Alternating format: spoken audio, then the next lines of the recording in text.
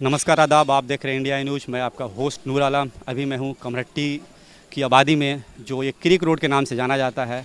जैसा कि हम लोग जानते हैं, कोरोना महामारी की वजह से जो गवर्नमेंट की जो गाइडलाइन थी, जिसमें मजहबी जगहों पे 50 लोगों से ज़्यादा इकट्ठा होने की मनाही थी, उसको देखते हुए गवर्नमेंट ऑफ वेस्ट बंगाल ने जितनी भी ईदगाहें हैं वहाँ पे ईदैन की नमाज़ों के लिए मना कर दिया, और जो मस्जिदें हैं वहाँ पे छोटी छोटी जमातें कर करके ईदैन की नमाज़ अदा की गई। इसी सिलसिले में हम कमट्टी आबादी के क्रिक रोड के नौजवानों से बात करेंगे कि आज की जो ईदैन की नमाज़ें हुई वो किस तरह से हुई, क्या उसमें गवर्नमेंट का जो गाइडलाइन था, जो प्रोटोकॉल्स था, उसका पालन किया गया कि नहीं किया गया, और इस बार की जो ईद की खुशी है पहले की ईद की खुशी से किस तरह से अलग है, इस बारे में जानने की कोशिश करेंगे।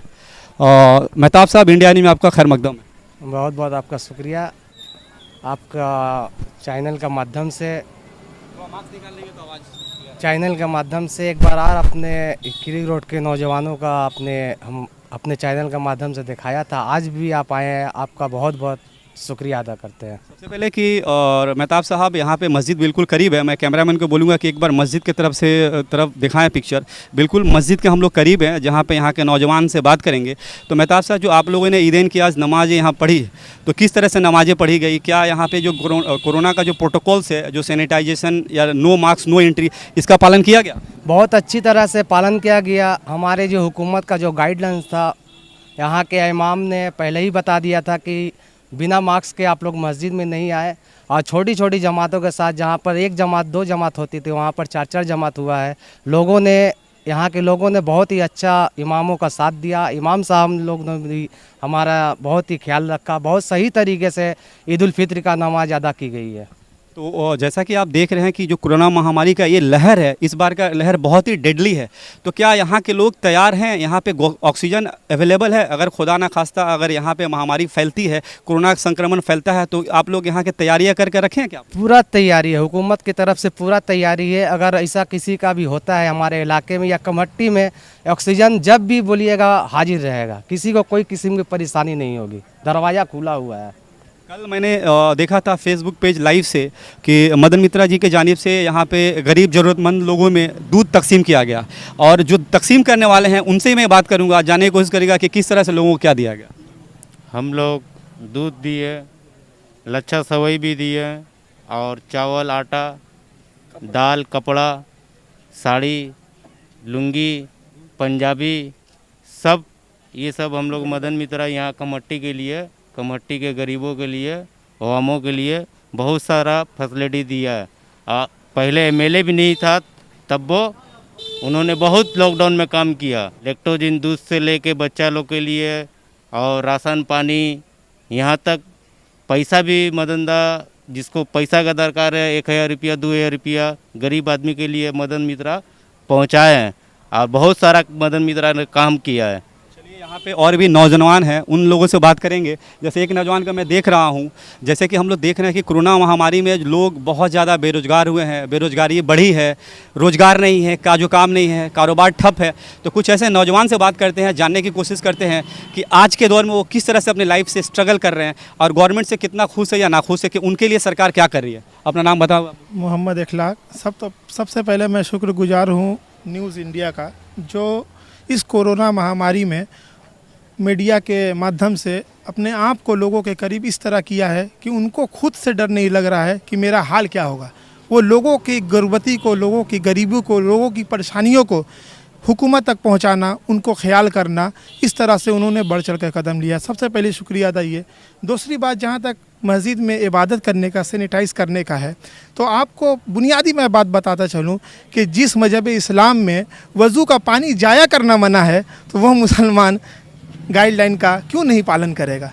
यहाँ 50 लोग में नमाज़ पढ़े, इमामों की कदर किया, लोगों ने यहाँ सैनिटाइज़ किया, मास्क लगाया। और मैं अभी फ़िलहाल मास्क इसीलिए नहीं लगा पा रहा हूँ कि मैं बोलूँगा तो मेरा वॉइस क्लियर नहीं आ सकेगा, जिसके बुनियाद पर आप मेरे मुतल्लिक ये गलतफहमी नहीं लगाएं कि मैं मास्क नहीं लगाया हूँ। मेरा बोलने का मकसद ये है कि यहाँ पर हुकूमत हो या मगरबी बंगाल हो, पूरे हिंदुस्तान से मगरबी बंगाल को ये खुशखबरी दी जा रही है, मुबारकबादी दी जा रही है कि यहाँ की हुकूमत बहुत अच्छी है। ख़ास करके हमारी ममता दीदी, जो दीदी के नाम से पूरे हिंदुस्तान में नहीं ऑल ओवर वर्ल्ड में फेमस है, और उनके सिपा सलार मदन मित्रा साहब, जिनकी मैं तारीफ़ करते थकता नहीं हूँ। इसीलिए कि वो ऐसा प्लेयर है जो हर फील्ड में खेलना जानता है। जितना भी मुसीबत हो, जितनी भी परेशानी हो, अरे उन्होंने कमहट्टी का मदद किया तो क्या किया। आसनसोल के रहने वाले हार्ट ब्लॉक को पीजी में उन्होंने फ्री में एडमिशन करवा के उनका हार्ट का प्रॉब्लम को सोल्व किया। इसी मस्जिद के इमाम थे, उनको ना जाने कितनी प्रॉब्लम आती थी, कितने कितने ऑपरेशन में पैसा लगते थे, सब फ्री कराया। मैं मगरबी बंगाल की हुकूमत से एक और खुशनसीब हूँ कि ये बात बताना चाहता हूँ कि 100 दिनों का काम जो पूरे हिंदुस्तान में फेमस है, उसको अवार्ड मिला है नेदरलैंड के तरफ से, वो ममता बनर्जी का नाम है। और मदन मित्रा साहब भी वहाँ गए थे। और यहाँ के लोग यही गुजारिश करेंगे कि छोटे छोटे इंडस्ट्री आफ्टर कोरोना के बाद लगाएं कि जिससे यहाँ के लोग खुशहाल हैं और ज़्यादा खुशहाल हो सकें। बहुत बहुत बात शुक्रिया। और एक और मैं बात करना चाहूँगा कि आज मैं, जैसा कि मैंने सुना कि कमट्टी में मदन मित्र आए थे और यहाँ के लोगों को ईद की मुबारकबाद पेश की, तो यहाँ के नौजवान उनके बारे में क्या राय रखते हैं? क्योंकि जैसा कि हम लोग देखा कि हाल ही में गवर्नमेंट ने कैबिनेट मिनिस्टर के जितने भी लिस्ट थे वो जारी किए, जिसमें इत्तफाक से मदन मित्रा साहब कैबिनेट मिनिस्ट्री में नहीं शामिल हुए।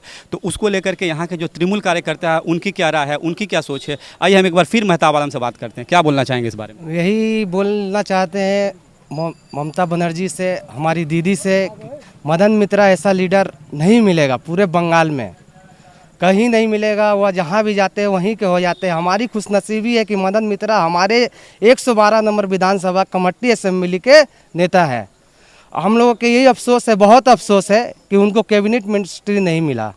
हम लोग चाहते रहे कि मदन मित्रा को ज़्यादा से ज़्यादा वोट से जिताए और जिता भी दिए, लेकिन एक अफसोस रह गया कि मदन मित्रा को कैबिनेट मिनिस्ट्री नहीं मिला। हम दीदी से गुजारिश कर रहे हैं, अगर आइंदा ऐसा कोई माने पेश आए वाकया, तो मदन मित्रा को हमारी तरफ से गुजारिश है उनको कैबिनेट मिनिस्ट्री में दे दीजिए। चलिए, शुक्रिया बात करने के लिए। आप देख रहे थे कि यहाँ के नौजवान बात कर रहे थे। यहाँ के नौजवान ने बताया कि किस तरह से ईदैन की नमाज़ पढ़ी गई, गवर्नमेंट के गाइडलाइन के हिसाब से नमाज़ें अदा की गई। इसके अलावा यहाँ के नौजवान हुकूमत से भी खुश हैं कि हुकूमत ने बहुत सारी इनकी मददें की है और इनका गुहार है कि आने वाले वक्त में भी गवर्नमेंट छोटे छोटे कंपनियाँ बनाए, छोटे छोटे कारोबार करने के इनके मौके फराहम करे ताकि ये भी रोज़गार कर सके। इसके अलावा इन्होंने मदन मित्रा जी से मुतल्लिक बात कहा कि इनकी ये ख्वाहिश थी कि मदन मित्रा को कम से कम किसी न किसी मिनिस्ट्री में जगह मिलेगी, लेकिन ना मिल पाया। इसके लिए इनके अंदर निराशा है, लेकिन उन्होंने गुहार लगाई ममता बनर्जी से कि अगर इस तरह का कभी भी कोई मौका मिलता है तो मदन मित्रा को कैबिनेट में जगह दी जाए। आप देख रहे थे इंडिया न्यूज़, मैं आपका host Noor Alam. India news देखने के लिए धन्यवाद। आपका दिन शुभ हो।